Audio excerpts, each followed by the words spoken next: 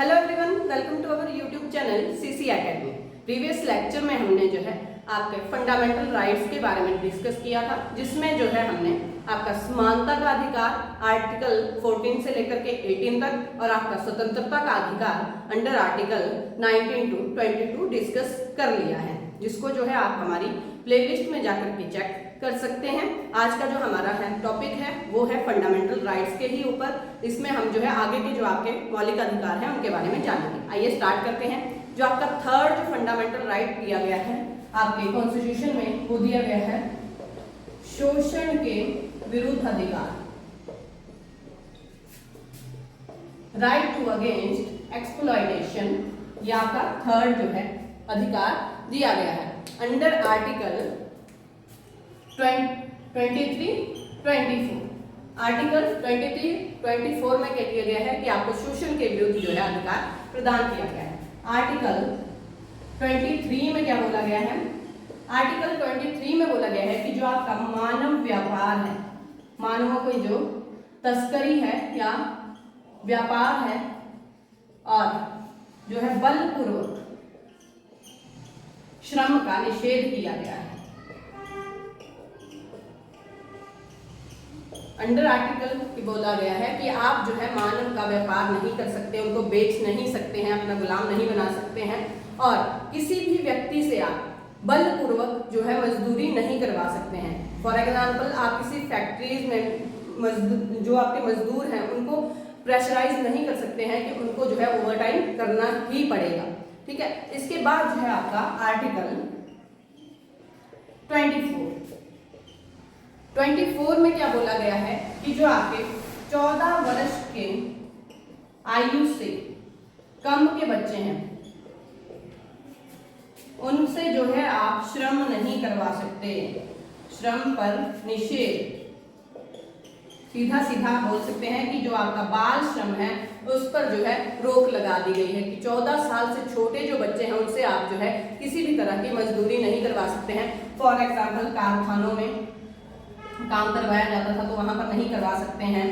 खाने हो गई, आपकी माइंस हो गई, वहां पर आप जो है छोटे बच्चों से काम नहीं करवा सकते हैं। जैसे बारूद बनवाने की फैक्ट्रियां हो गई, वहां पर भी आप उनसे काम नहीं करवा सकते हैं, जिससे जो है उनके हेल्थ या फिर उनके जो शरीर पर जो है क्या पड़े, बुरा असर पड़े। तो 14 वर्ष की आयु से कम बच्चों से आप जो है बाल मजदूरी नहीं करवा सकते हैं, उनको नौकरी पर नहीं रख सकते हैं। तो ये था आपका शोषण के विरुद्ध अधिकार। इसमें जो है क्या किया गया है कि जो मानवों का शोषण हो रहा था, बच्चों का शोषण हो रहा था, उस पर जो है रोक लगाई गई थी। अब हमारा फोर्थ जो फंडामेंटल राइट्स है वो दिया गया है आपके धार्मिक स्वतंत्रता का अधिकार, राइट टू फ्रीडम ऑफ जो है आपके रिलीजन। ओके। इसमें जो है आपके आर्टिकल 25 से लेकर के आपको आर्टिकल 28 तक जो है धार्मिक स्वतंत्रता प्रदान की गई है। अब देखिए आर्टिकल 25 क्या बोलता है कि जो अंतःकरण की स्वतंत्रता है, अंतःकरण की स्वतंत्रता वो इस आर्टिकल के अंडर जो है व्यक्ति को प्रदान की गई है। अब अंतःकरण मीन्स कि जो व्यक्ति है वो किसी भी धर्म को अपना सकता है, मान सकता है, ठीक है, किसी भी धर्म का जो है प्रचार कर सकता है। इसमें क्या है, व्यक्तिगत जो है धार्मिक स्वतंत्रता आपको प्रदान की गई है कि जो है व्यक्ति किसी भी क्या है धर्म को मान सकता है, प्रचार कर सकता है। ये उसकी अपनी जो है स्वतंत्रता है, धार्मिक स्वतंत्रता प्रदान की गई है। जैसे जो आपके सिख हैं उनको जो है पगड़ी पहनने का अधिकार, कृपाण रखने का अधिकार इसी आर्टिकल के अंडर दिया गया है। इसके बाद है आपका आर्टिकल 26 के अंदर क्या बोला गया है कि आपको जो है धार्मिक कार्यों के लिए जो है सामूहिक स्वतंत्रता जो है सामूहिक धार्मिक स्वतंत्रता प्रदान की गई है। इसके लिए क्या कर सकते हो आप कि धार्मिक कार्यों का, अपने धार्मिक कार्यों का प्रबंध कर सकते हो। सामूहिक रूप से धार्मिक जो आपके कार्य हैं उनका जो है प्रबंध कर सकता है कोई भी व्यक्ति अपने धर्म के अनुसार। ठीक है। इसके बाद है आपका आर्टिकल 27। आर्टिकल 27 में क्या बोला गया है कि आर्टिकल 27 में बोला गया कि जो धार्मिक कार्य है या धर्म के विकास के लिए कर देने की स्वतंत्रता, कर देने की स्वतंत्रता धार्मिक विकास के लिए, कार्यों के विकास के लिए कोई भी व्यक्ति जो है किसी भी धर्म के लिए कर देने के लिए स्वतंत्र है, अपनी इच्छा अनुसार वो कर दे सकता है, उसी पर बाध्य नहीं किया जा सकता कि आप जो है धार्मिक कार्यों के विकास के लिए क्या दो, कर दो ही दो, या फिर जो धार्मिक संस्थाएं हैं वो भी क्या कर सकते हैं, कर देने के लिए विवश नहीं है। यहाँ जो व्यक्ति है अपनी इच्छा अनुसार क्या कर सकता है, कर दे सकता है। इसके बाद है आपका आर्टिकल 28। ओके जी, 28 में क्या कहा गया है कि जो आपके गवर्नमेंट इंस्टीट्यूशन है वहां पर जो है आप जो धार्मिक शिक्षा है वो नहीं दे सकते हो, धार्मिक शिक्षा पर जो है निषेध किया गया है। वहां पर जो है आप धर्म से रिलेटेड शिक्षा नहीं दे सकते हो, लैंग्वेज से रिलेटेड दे सकते हो बट किसी जो में जैसे धर्म है उससे रिलेटेड शिक्षा जो है किसी भी सरकारी संस्थान में नहीं दी जाएगी। ये कहाँ पर बोला गया, तो आर्टिकल 28 के तरफ है। अब देखो यहाँ से क्वेश्चन क्या बनते हैं कि जो है आर्टिकल 25 में जो है आपको कौन सा अधिकार दिया गया है, तो अंतःकरण की स्वतंत्रता, किसी भी धर्म को जो है आप मान सकते हो, ठीक है, और किसी भी धर्म को जो है प्रचार कर सकते हो। और ये बहुत बार क्वेश्चन भी पूछा गया है कि मानव जो व्यापार पर है रोक कौन से आर्टिकल के अंडर लगाई गई है, तो आर्टिकल 23 के अंडर जो है मानव व्यापार पर रोक लगाई गई है। इसके बाद जो आपका 5th जो फंडामेंटल राइट्स है वो है संस्कृति एंड शिक्षा। जो आपकी संस्कृति व शिक्षा संबंधी अधिकार दिया गया है, संबंधी अधिकार कौन से आर्टिकल में, तो आपके आर्टिकल 29 से 30, ठीक है।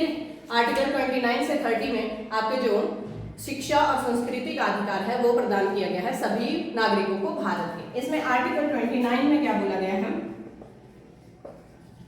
कि जो आपके अल्पसंख्यक वर्ग है, अल्पसंख्यक जो वर्ग है उसके हितों का संरक्षण, वर्ग के हितों का संरक्षण,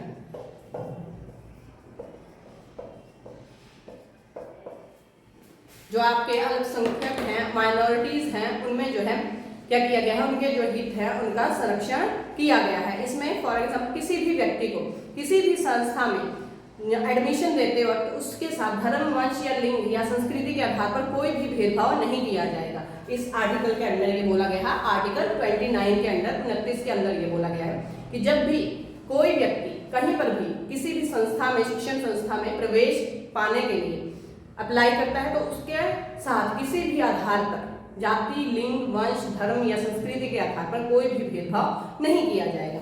अब इसके बाद है आपका आर्टिकल 30। आर्टिकल 30 में क्या बोला गया कि जो आपके शिक्षा संस्थाओं की स्थापना, शिक्षा संस्थाओं की स्थापना, जो आपके अल्पसंख्यक वर्ग है, ठीक है, वो अपनी रुचि के शिक्षण के लिए क्या कर सकता है, संस्थाओं की स्थापना कर सकता है। आपके अल्प वर्ग से संबंधित है आपका जो 5th फंडामेंटल राइट्स है आर्टिकल 29 और 30 के अंदर, ठीक है। इसमें जो है सरकार क्या करेगी, ये अपने लिए जो है तकनीकी संस्थाएं खोल सकते हैं, ठीक है, और सहायता देते समय सरकार जो है इन शिक्षण संस्थाओं को सहायता देते समय भी कोई भेदभाव नहीं किया जाएगा। अगर इनको फंड्स की जरूरत है तो सरकार प्रदान करेगी, तो इस आधार पर कोई भी जो है क्या किया जाएगा, इनके साथ भेदभाव नहीं किया जाएगा। अब देखिए जो आपका 6th फंडामेंटल राइट्स था वो था आपका आर्टिकल 31 के, ठीक है, 6th फंडामेंटल राइट। इसको क्या किया गया है कि हटा दिया गया है, रिमूव कर दिया गया है आपके संविधान से। तो कौन सा था, तो संपत्ति का अधिकार, संपत्ति का अधिकार। इसमें क्या है आपके कि जो संपत्ति का अधिकार है उसको जो है यहाँ से हटा करके, आपके मूल अधिकारों में से हटा करके जो है क्या बना दिया गया, तो लॉ राइट बना दिया गया, कानूनी अधिकार बना दिया गया।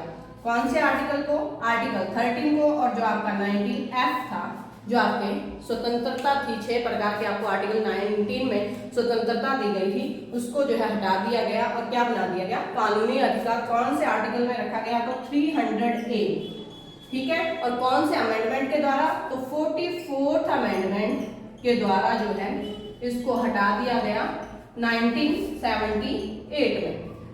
1978 में जो है आपका 44वां संविधान संशोधन किया गया, जिसके द्वारा जो संपत्ति का अधिकार है उसको हटा करके क्या बना दिया गया, कानूनी अधिकार बना दिया गया। इसके बाद जो आपका 6th जो फंडामेंटल राइट्स है वो है आपका संवैधानिक उपचारों का अधिकार। संवैधानिक उपचारों का अधिकार। अब इसमें व्यवस्था की गई कि जो आपके फंडामेंटल राइट्स हैं उनके अवहेलना होने पर किसकी, फंडामेंटल राइट्स की अवहेलना होने पर आप कहाँ जा सकते हैं, तो सुप्रीम कोर्ट में जो है याचिका दायर कर सकते हैं। और अगर आप कोई भी कानून जो सरकार द्वारा बनाया जा रहा है वो आपके फंडामेंटल राइट्स, जो आपके मूल अधिकार हैं, उनके जो है अवहेलना करता है, उनका हनन करता है या खंडित करता है, तो क्या किया जाएगा, सुप्रीम कोर्ट जो है उस कानून को क्या है, रद्द कर सकता है। ठीक है जी, इसमें जो है व्यक्ति को ये अधिकार दिया गया है। और आपका जो संवैधानिक उपचारण कौन से आर्टिकल के अंदर आता है, तो आर्टिकल 32 के अंदर जो है ये अधिकार आपको दिया गया है। और इसी आर्टिकल को जो आपके BR अम्बेडकर है, अम्बेडकर जी ने संविधान की हृदय और आत्मा कहा है। Heart and soul of Indian constitution, इसका जो है किसने कहा, बहुत बार क्वेश्चन पूछा गया है। यहाँ से ये क्वेश्चन बनता है कि जो आपके संविधान के हृदय और आत्मा कौन से आर्टिकल को कहा गया है, तो आर्टिकल 32। और किसने कहा है, तो डॉक्टर भीमराव अंबेडकर जी ने। ठीक है, so that's all for this session. अगर आपको ये मेरी वीडियो पसंद आई हो तो please like, share and subscribe our channel. Thank you.